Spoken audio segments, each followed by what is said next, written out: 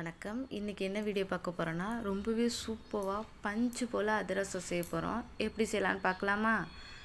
ஒரு பாத்திரத்தில் நான் முக்கால் டம்ளர் பச்சரிசி எடுத்திருக்கேன். அதை நான் 2 மணி நேரம் நல்லா ஊற வச்சாச்சு.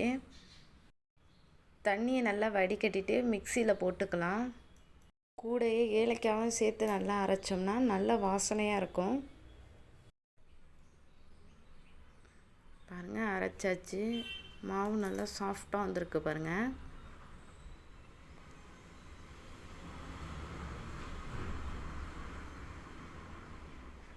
இப்போ நம்ம ஒரு பாத்திரத்தில் வெல்லம் சேர்த்துக்கலாம். வெல்லம் சேர்த்து நல்லா கொதிக்க விடலாம். இப்போ நம்ம ரெடி பண்ணி வச்சுருக்க மாவு கூட சேர்த்துக்கலாம். பாகு நம்ம கொஞ்சம் கொஞ்சமாக சேர்த்துக்கலாம்.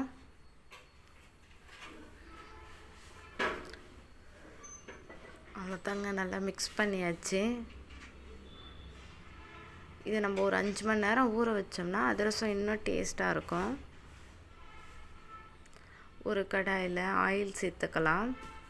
ஆயில் சேர்த்து அதிரசத்தை இதை போல் தட்டிக்கலாம். எண்ணெய் சூடானோடனே போட்டுக்கலாம்.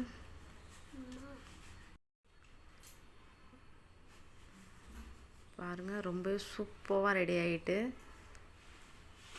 பஞ்சு போல் இருக்குது பாருங்கள். இந்த வீடியோ உங்களுக்கு பிடிச்சிருந்தா லைக் பண்ணுங்கள், ஷேர் பண்ணுங்கள், கமெண்ட் பண்ணுங்கள். ரொம்பவே டேஸ்ட்டாக இருக்கும்.